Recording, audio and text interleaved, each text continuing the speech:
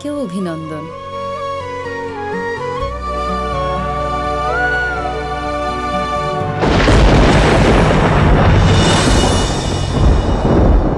আরে কৃষ্ণ, ও তো কিছুই করছে না।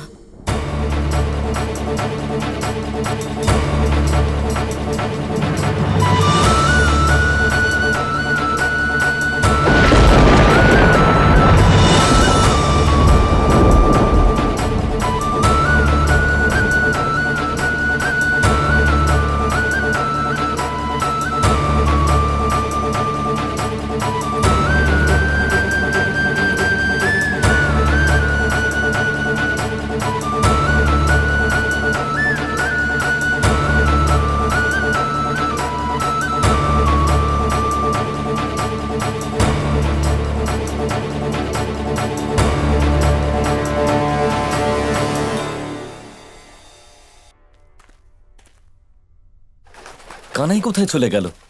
এই দিকেই তো এসেছিল।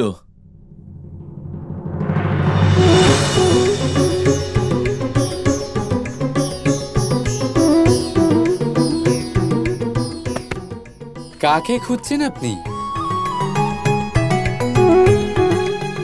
একটু আমাকেও বলুন, দুজনে মিলে খুঁজবো। কানাই, এই পরিস্থিতিতেও তুমি উপহাস করছো। এবার তো পরিস্থিতির গুরুত্ব বোঝার চেষ্টা করো। কি করছো কানাই? সবকিছু বুঝতে পারছো, তাও কেন এরকম করছো? আমার প্রিয় দাদা, আপনাকে শুধু ভোজন আর লড়াই শোভা দেয়। আপনার মাথায় চিন্তার এই রেখা একেবারেই ভালো লাগে না।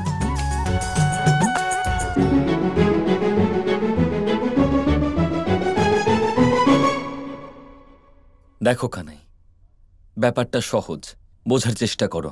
আমি রাধাকে এই অবস্থায় দেখতে পারবো না কানাই। কেন করছো তুমি এরকম? এদিকে আমি চিন্তায় আর প্রশ্নে ব্যাকুল হয়ে যাচ্ছি, আর তুমি।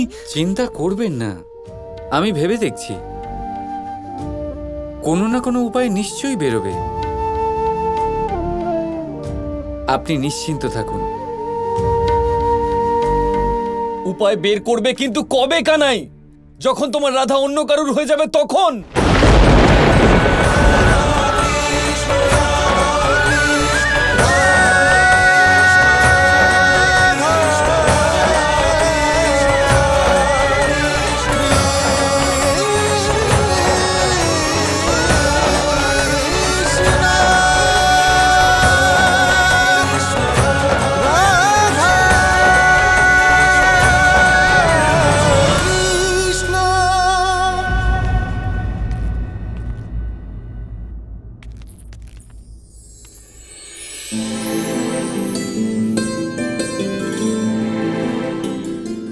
আমি তো স্বপ্নেও ভাবিনি যে আমি এত সুন্দর পুত্রবধূ পাব।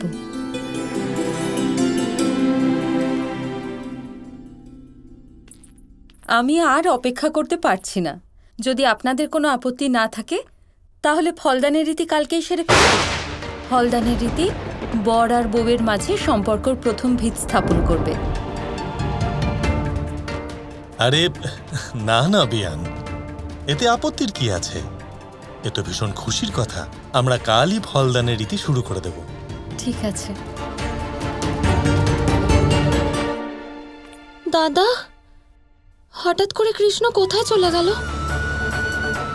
আর কালকে আমার ফলদান রীতিও হবে। এবারে তো কৃষ্ণকেই কিছু করতে হবে। কোথায় ও দাদা? আমি এক্ষুনি কথা বলতে চাই। না রাধা, এখন তুমি এখান থেকে কোথাও যেতে পারবে না। যদি এখন তুমি এখান থেকে চলে যাও তাহলে ভীষণ বড় সমস্যা হয়ে যাবে। কৃষ্ণ কি করে আমাকে এরকম মাঝ সমুদ্রে ছেড়ে চলে যেতে পারে? কি করে দাদা, কি করে? বৃষভান কাকা, যদি রাধার ফলদান রীতি কাল হয় তাহলে আমরা সবাই মিলে রাধার সাথে একটা সুন্দর নৃত্য প্রস্তুত করতে চাই। নিশ্চয়ই করবে, কিন্তু রাধার সাথে কেন? কাকা, রাধাকে ছাড়া কোনো নৃত্য আয়োজন করা যায় নাকি বর্ষণাতে? যাও।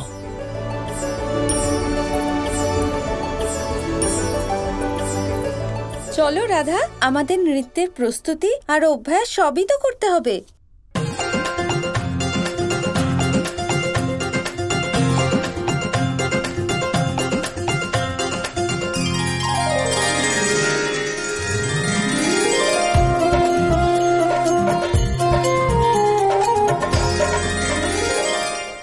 আমি বুঝে গেছি রাধা, কৃষ্ণকে নৃত্য অভ্যাসের স্থানে নিয়ে যাচ্ছে।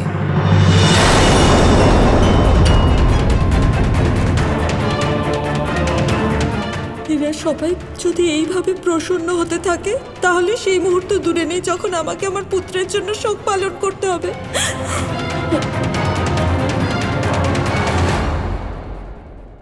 যদি কৃষ্ণ এই বিবাহ নিজে না ভাঙে তাহলে ওর হয়ে এই কাজ আমি করব। আমি ভাঙব এই বিবাহ, আর দোষ হবে কৃষ্ণের।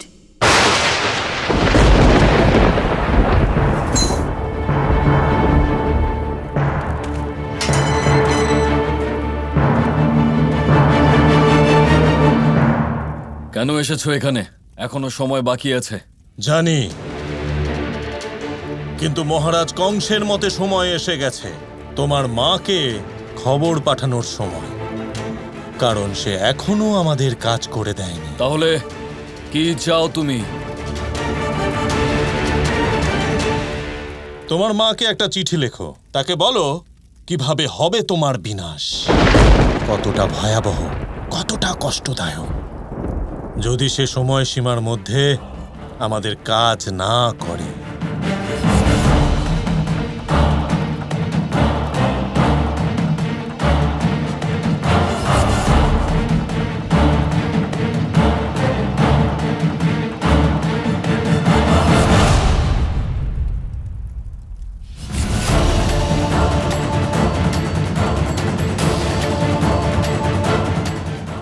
আশা করি তোমার প্রাণ তোমার মায়ের কাছে খুবই প্রিয়, তাই তো সে নিজের কাজ নির্ধারিত সময় সম্পন্ন করেই ফেলবে, তাই না বালক?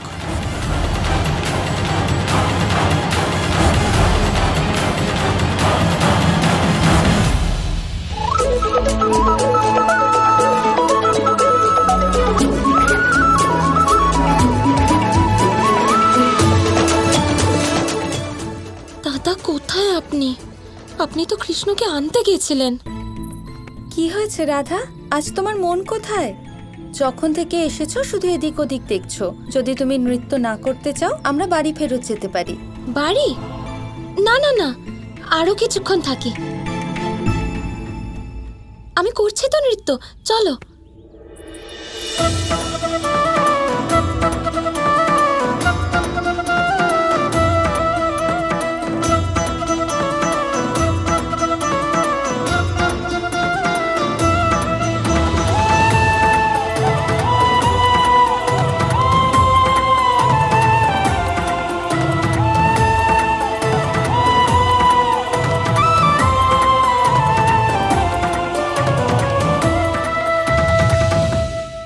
তোমাকে আমি এখানে রাধার সাথে কথা বলতে পাঠিয়েছিলাম না, আর তুমি এখানে লুকিয়ে রাধার নৃত্য দেখছো?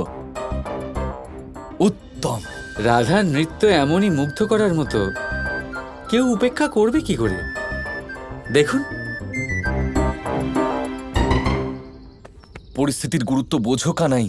যাও গিয়ে রাধার সাথে কথা বলো, যাও। যাব। কিছুক্ষণ দাঁড়ান না, আপনিও দেখুন। দেখুন কত সুন্দর নৃত্য।